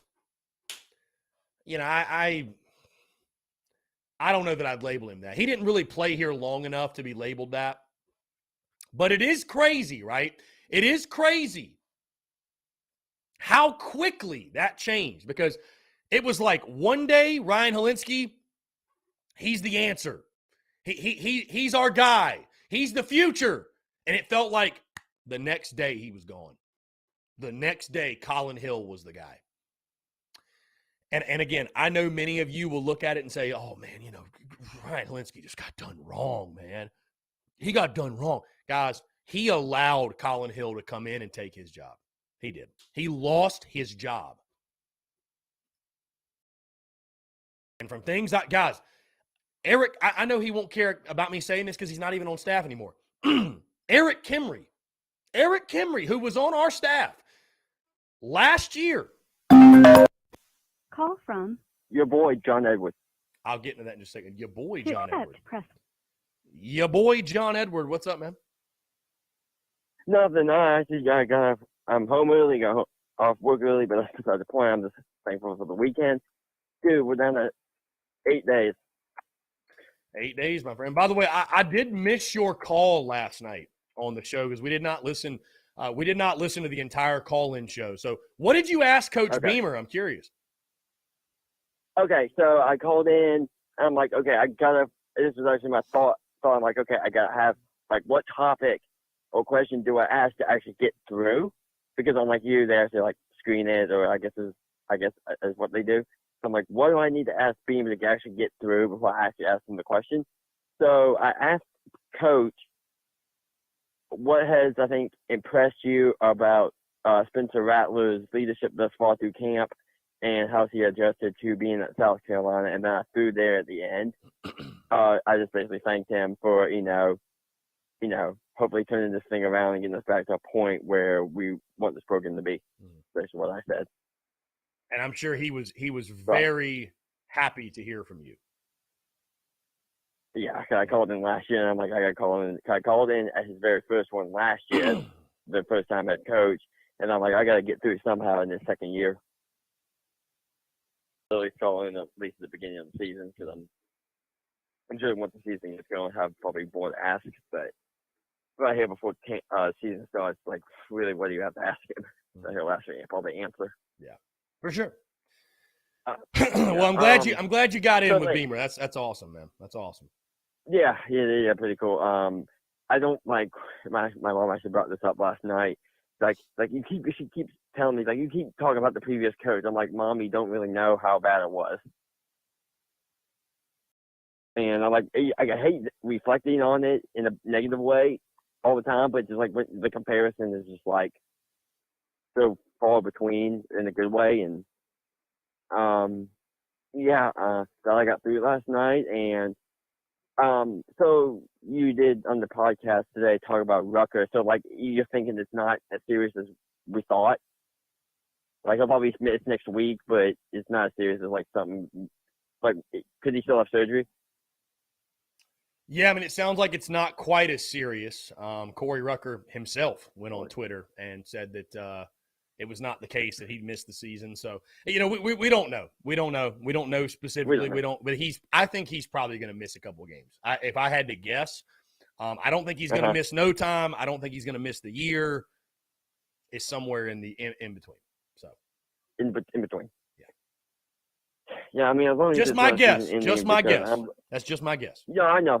Yeah, I know. You don't. Yeah, you're guessing, but I mean, I don't know how his ankle or foot or whatever is going to recover. None of us really know. So yeah, but if they take I guess with a grain of salt, whatever. If you want to, say believe what Corey said on Twitter, I'll probably go look and see what he said. But if he says he's not going to miss the season, then unless something changes. Yeah. So I think. Yeah. Before I get out of here, I was actually driving my way home today, Chris, and I'm like, you know what? This is game week next week. I don't know. Maybe it seemed like a nerd or something. I don't know how people feel about this, but I think what I'm going to do is Monday through Friday next week when I go into work next week. It's just me personally. I think every day I go to work, I'm going to wear a Garnet shirt. I love that idea. I don't think you're a nerd at all for that. I love that idea. I mean, I do wear stuff during the week, but it's not like every, day. But maybe football season might be more, especially next week being the first game week. So I'll probably end up doing that. But, hey, I did see on my phone that Clowney's going to have his jersey retired. He is indeed. Yeah, he is indeed, man. It's awesome. I'm well deserved. Yeah. Hopefully he's the first of, I'll say a couple at minimum. I mean, a couple. Yes. Yeah, you got to. They're going to retire the jersey, not the number, right? So that means that the number 7 can still be worn, but I think you've got to retire like a Phil Petty, a Connor Shaw, a Lattimore. I mean, there's a lot of guys that need to be recognized, in my opinion. So. Let me see. I'm going to come up with like 5. So let me ask you, what's the difference between his jersey getting retired and so number can still be worn, but what's the meaning behind this jersey getting retired? Like, what's that? So, I mean, they just do that so that players, they don't run out of numbers, basically. Players can still wear the number. It's basically just a way to recognize them, like in the stadium or whatever. Okay. But guys can still the university adopted the policy about a decade ago where they don't retire numbers anymore. They just retire jerseys.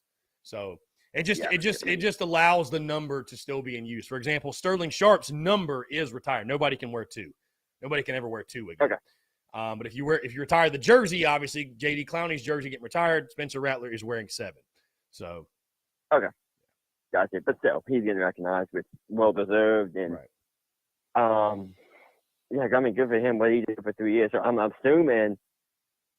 I'm just totally guessing here. It's gonna probably happen on probably 2-3 weekends because it is. I maybe they're doing next weekend before he actually starts playing in the NFL, or they'll do it on his off week, or he'll do it on a Sunday he's not playing. I have no idea.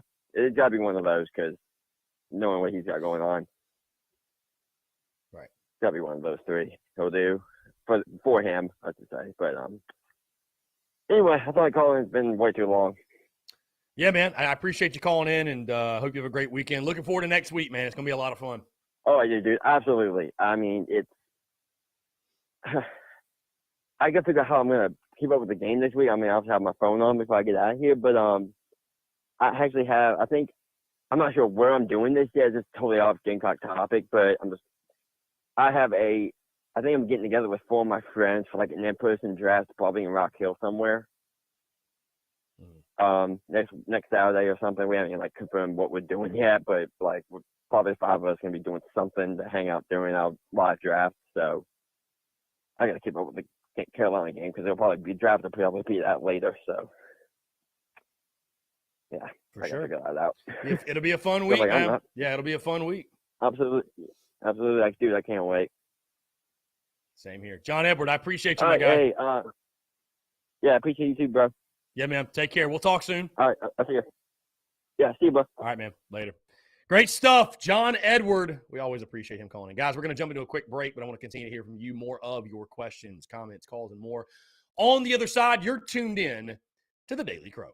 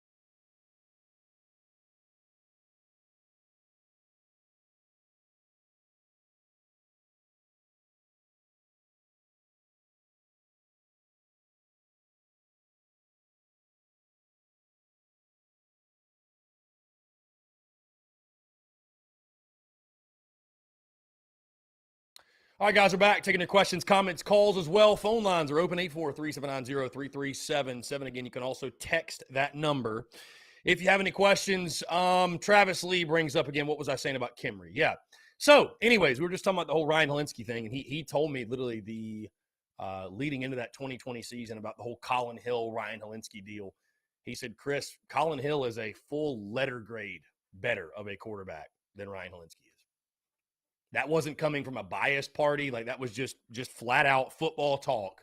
Talking ball, Colin Hill is a full letter grade better than Ryan Helinski off his analysis. And Eric Kimry knows the quarterback position somewhat, so that was his take on it. Anyways, it's, for it, what could have been with Ryan Helinski? That's really how we look at it. What could have been, right? What could have been? Let's jump into this question. Austin Griesman from YouTube says, I'd like your take on this. Our rushing defense is better than the numbers show. The offense unable to stay on the field made the rush defense numbers way worse. The games that South Carolina had more than 250 yards of offense, opponents rushed for an average of 136 yards. If we had 250 or less, they averaged 260 yards. I would like to know, Austin, how many games was that? What was the sample size? Games where opponents ran 65 or less plays, they averaged 120 yards. If they ran 66 or more, they averaged 220 rushing yards. Looking at Tennessee and Texas A&M games, across 8 quarters, the rushing yards opponents got in each drive. First drive averaged 7.75. Second drive averaged 21.25. Third drive averaged 36 yards. Austin, that's very interesting statistics you throw out there for sure. And again, I'd love to get more information in regards to how many games each specifically was. I mean, listen, it's a team game, right? So, yeah, if the offense, it's not a guarantee, but you're not helping your defense out when you can't stay on the field and have any sort of productivity offensively yourself, right? With all that being said, I would still say, Austin, the fact of the matter is this: we finished 11th in rush defense. Like, we were not good stopping the run. We were not. We were not good against the run. I just get so tired of hearing the whole, the offense just, this defense is on the field, the offense can't stay on the field. Like, it's still the defense's job to get a stop. Bottom line, it's their job to get a stop. I understand it's a team game. Again, you're not doing your defense any favors when you're going 3 and out. But it's still the defense's job to get a stop. I don't know how you could watch last year. And, I mean, again, I would love to hear more on those statistics of what are the sample sizes with the games. But just the eye test would tell you, Austin, last year we struggled against the run. Like, there were many, many instances where we struggled greatly to stop the run. He says, I just remember game after game a big defensive stop, and then we give the ball back immediately. I mean, listen, that definitely happened. But we haven't been able to stop the run in quite a while, it feels like, my guy. So, no, listen, there's a point to what you're saying. I'm not trying to sit here and completely say you're wrong. There's a point. It's a team game. Both sides feed off each other, right? I would just say that it's hard for me to come out of a ball game and say, the reason the defense struggled is because the offense didn't help them out and they struggled. Sometimes your defense just has to pick you up. Sometimes your offense has to pick you up if you have a bad day on defense, right? Like, it happens. So I would prefer the defense to be good no matter what the offense is doing, right? But it is a team game. Austin, I look at this defense, and again, it just feels like we go through this vicious cycle. Year after year after year, we're talking about, oh man, the defensive line, it's going to be one of the best we've had since 2013. Look at all these players. We hype the defensive line up every year. And then we turn around into season, it's like, oh, we were 11th against the run. We were 93rd nationally in stopping the run. We only forced 26 sacks. 14 of those came from the defensive line. A lot of great individual players or a lot of great individual talents, but for whatever reason, it feels like a couple years at minimum, the hype feels like it always exceeds the production of this group. That's why I've graded them a C+. Show me. I'm done hyping the defensive line up. Show me. I just want to see it. I'm not saying there aren't talented individuals in that room. But again, every single year it feels like we're hyping up the D-line, and every single year we can't stop the run. Every year. I can't recall the last time we could stop the run consistently. There are talented individuals in this room.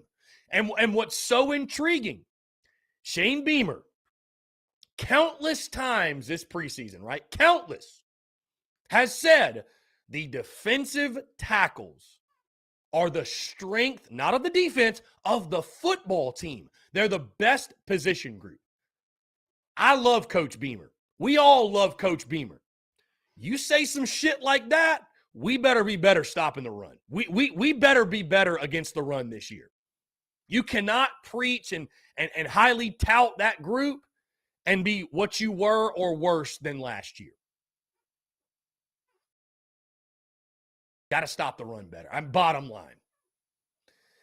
J-Rock Media says defense does need to improve unless you have a defense like Georgia last year when all your offense does is go 3-0. You're going to wear down, lose games. Indeed, I'm not saying you're wrong. I'm not saying anybody's wrong.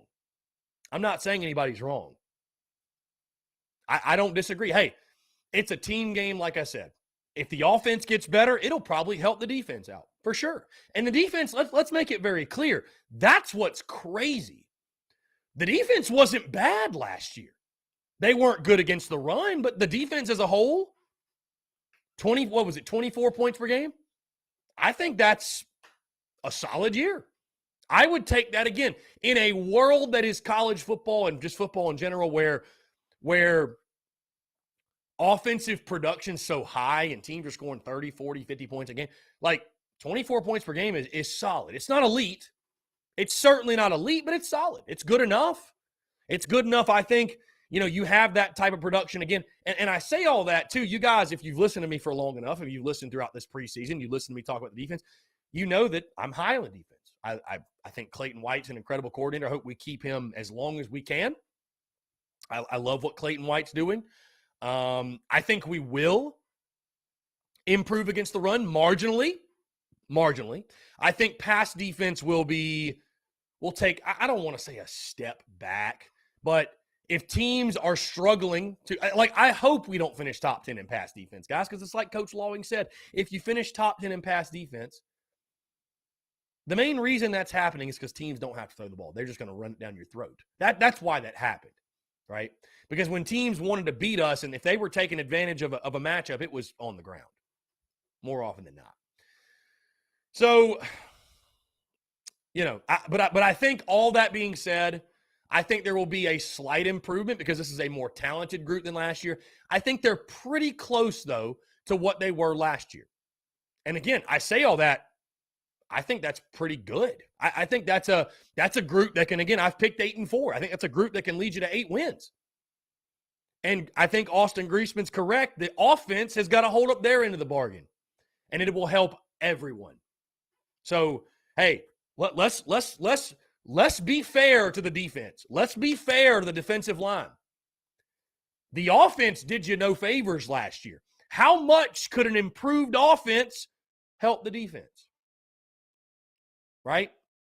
How much could an offense that doesn't go 3 and out, that doesn't just give the football back to the opposing team, how much could that help the defense, right? It's a team game. Both sides feed off each other. So if we see improvement in the offensive side, who knows what that could do for the defensive guys, because they were put in some tough situations last year. And Austin, I say it's an if because I don't think it guarantees we're going to be able to stop the run. We just got bullied at times last year, dude. I don't think it all of a sudden turns you into some elite run defense.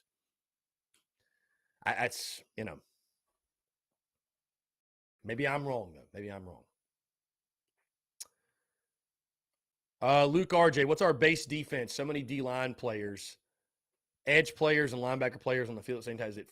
It's a 4-2-5 defense, Luke. 4-2-5. So four linemen, 2 linebackers, 5 secondary players, 5 defensive backs, what have you.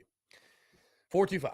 That's the base defense. Anyways, yeah. I mean, listen, I think the run defense will be better. slightly better, but I think it will be better, right? I think it will be better. Pass defense, I don't think will be top 10. And again, that's not a like, oh my God, they're not going to be as good. Like, I think we'll be more, if this makes sense, more balanced defensively. I think we'll be more balanced defensively, right? More balanced defensively. Let's see. Aaron Hodges, do you think Birch is as good as Enigbare? Aaron, do I think Jordan Birch has more talent than JJ Enigbare? Well, on paper, yes. I mean, if you go by stars, everybody preaches stars. Stars matter. If you go by that, then yeah, absolutely. Will he be as productive as Enigbare? That's the question I have. It ain't about his talent. Just, will he be productive? Will he finally show up? I'm excited for Jordan Strawn, personally. I think Jordan Strawn leads this team in sacks. I think Jordan Strawn's the sack leader of this team. It's just really hard for me to put all my stock in Jordan Birch at this point. I hate to say that, but show me. Again, show me. Show me. That's the theme of this defensive line. Show me. Show me. And I'll be honest with you, looking and why I love doing these position unit previews, because we go through, we break down the roster. We look at all of the players, right, within the group. And so we get a good idea of this is who we got. And I'm not going to lie to you guys. Going through this defensive line group, I'm a little nervous in regards to rushing the quarterback. I am. We are not as deep on the edges in regards to, elite pass rushers as I think we need to be. That's why you're seeing us go and recruiting so many of them. Will we be able to get after the quarterback on a consistent basis? That's a question. Are we going to have to blitz to produce pressure? And I know Clayton White, aggressive defense. We do blitz. That's great. But it's a luxury to get there with 4. It's a luxury to get there with 3. You talk to Brad Lawing. I mean, this is a man, again, that knows pass rush. He was able to get there with 3 and 4. Granted, he had guys like Jadeveon Clowney, Melvin Ingram, Devin Taylor, Cliff Matthews, Chaz Sutton. The list goes on and on and on. I think there's a reason you're seeing Beamer and them lock in so hard on edge guys, is we are a little bit lacking in that department. We're not 5-6 deep on the edge of elite guys, Tyreek Johnson breaks out. Maybe Hot Rod Fenton breaks out, Maybe Terrell Dawkins is really that dude, but it's just question mark, question mark, question mark. I don't know. We don't know. We just don't know.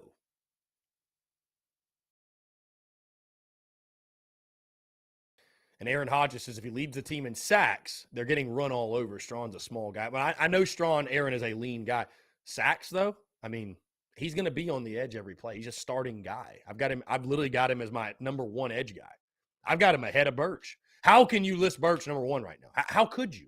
How could you? What has he done to earn that? I mean, I think Strawn's the top edge guy. Who would you put? Strawn's the top edge guy. I think, I'm not in the building. I'm not making the depth chart, but I think Strawn's definitely a starter. But, listen, run defense is a question. There's no doubt. And I understand what Griezmann's saying and others. Yes, the offense has got to help, but run defense is still a question. It's not as simple as, well, if the offense is better, then run defense is just not a big deal. Yeah, it's still kind of a big deal in my opinion. Maybe I'm wrong. Maybe if the offense scores 30 a game, all of a sudden you'll just see run defense take this massive leap. I hope that's the case. I really do. But it's just got to improve. The problem with this football team, what's so intriguing, the question marks surrounding this football team, they're the same on both sides. Line of scrimmage. Line of scrimmage. That is the biggest thing holding South Carolina football back right now, is line of scrimmage. They've got some athletes. They've got some playmakers on the outside. They got skill position dudes. It's still a line of scrimmage game. It's the SEC. Can you push the other guy around? It still kind of comes down to that. Still does come down to that. Again, that's why you're seeing Shane Beamer put such an emphasis on it. And Cocky Twan says, I'm a Birch hater. Oh, my God, dude. Give me a break. That's such a slapdick soft take. That's such a slapdick soft take. Dude, ain't nobody hating. Hey, again, what did Jake Crane say? Facts don't care about your feelings, my guy. They don't. Look at the statistics. I'm extremely hopeful for Jordan Birch. Extremely hopeful. I am hoping and praying he pans out. But he ain't done jack shit yet. Like, he hasn't done anything. What has he done? The potential's all there. Like, I'm just tired of the potential, though. We need to see it. Go play. Go make plays. We desperately need him. I mean, we really do. Like, we desperately need him. Travis Lee, no. Mark Riegel never called in. No, absolutely not. No, he did not. The Dak Joyner conversation, the Dak Joyner banter continues. And Cocky Twan, I'm not like trying to, but like, dude, that's such like a Garnet Glasses fan. Like, oh, well, you think he's a bust? You're a hater. Like, no, I'm not. Where am I wrong? I'm pulling for Jordan Birch to do well. It's just, I have been burned. Dude, we do most approved, best overall. Jordan Birch has been my most approved for 3 years. 3 years I've said most approved Jordan Birch. Literally, this is the third straight preseason. He's got all the potential. Dude, he could blow up, have 10 sacks this year, first rounder. He could do it. We just got to see it. I mean, guys, the reason we talk about him so much is because we feel like the ceiling is so high, because the hype was so high. It was such a big deal when he committed, you know? So it's a good thing we're still talking about him, because that means we're still hopeful he can be that guy. If we weren't, it's like somebody being coached. It's not a bad thing when a coach is on your ass. That's a good thing. That's a damn good thing. That means the coach still believes in you. They can get the best out of you, and you can be a contributor. When a coach stops coaching you, they've given up on you. They're done with you. So when we're speaking on Jordan Birch, it's a good thing people are still talking about it. It's a good thing people are saying, hey, he needs to step up and pan out, because we're still hopeful it's in there. If you don't see it this year, though, you won't hear us talk about Jordan Birch again. Because it'll be like, you know what? Yep, he was a bust. Hate to say it, but he was. Call a spade a spade. It is what it is, and it's just unfortunate. That's the only way to put it. Guys, one final break, but I want to continue to hear from you. More of your questions, comments, calls, and more on the other side. You're tuned in to the Daily Crow.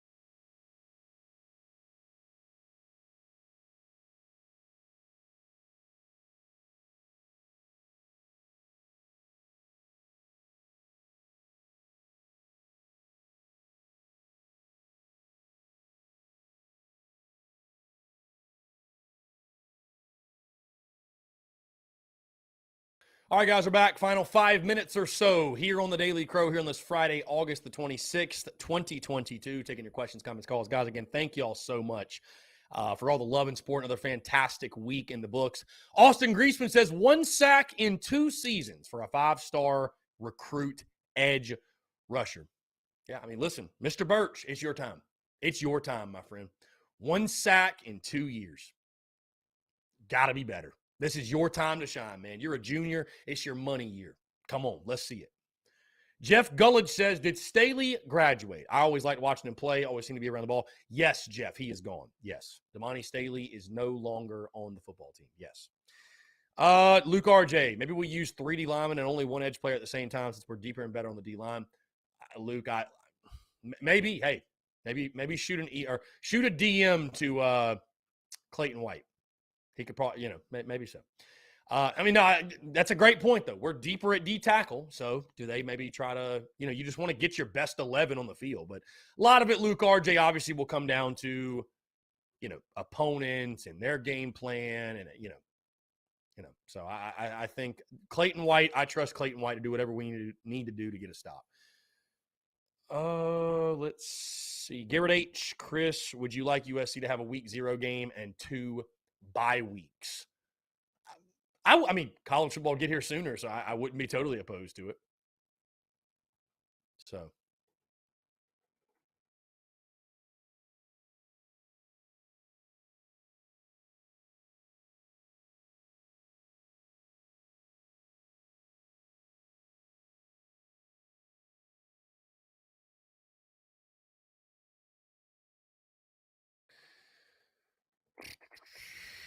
Anyways, guys, appreciate you all tuning in, man. Seriously, thank y'all so much for the love and support. Content's bleeding out the freaking eyeballs. Podcast dropped this morning. Be sure to go check that out. Episode 694.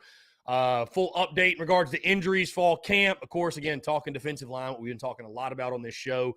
What else? Am I forgetting something? Oh, by the way, guys, again, another reminder. Get your merch. Get horns down. Get your merch before end of day today, whatever it be, hats, T-shirts. Obviously, I've got the towels, the koozies, all that good stuff. Order your merch by end of day today to ensure by kickoff delivery, right? If you're not worried about that, then it's all good, right? You ain't got to worry about it. But if you're going to Georgia State, what have you, want the merch, order it by end of day today, and I can guarantee you by kickoff delivery. A.J. Bowers. He says, if we play a good game against Arkansas and win, do you change your prediction for the Georgia game? Well, AJ, even if I was going to, I wouldn't do that until week of, right? You know that I don't drop predictions until week of the game. I don't know. AJ, I don't know. How does Georgia look to that point? How do we look to that point? I don't know, AJ. There's a lot of variables, right? There's a lot of variables that could swing or sway my thoughts on the game one way or another.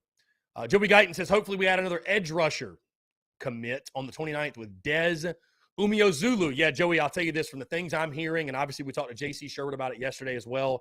I can say I feel pretty confident about it. I do. I think I feel pretty confident about it. It sounds like he is a Gamecocks lean, so I think we should definitely be excited. Again, you really have to just admire what Shane Beamer's doing on the recruiting trail. I mean, it's impressive. It's impressive to see. It's very impressive to see. So, yeah, I'm excited for it, man. How can you not be excited, guys? These are great times. We're sitting now just 8 days away from kick. I mean, heck, this is the last Daily Crow before game week. Game week. God, it feels good to say. It feels so good to say, right? Wasn't it last year, by the way? It was I think Monday will be our 1 year since we went from an hour to 2 hours on the Daily Crow. Love that. Love that. John Edward, yes, game week will be here Monday. Guys, we've hit 2 o'clock. Thank y'all so much for tuning in again, man. Sincerely. Thank y'all for another fantastic week, from the podcast to the Daily Crow to the merch to the TSUS tour to the content. Everything's been incredible, man. Content bleeding out of the eyeballs. You guys be sure to stay tuned in. Enjoy your last weekend without Gamecock football outside of the bye week until December. That feels so good to say. Folks, Thank you all so much. Appreciate you all tuning in. Y'all have a fantastic weekend, and we will talk to you on Monday.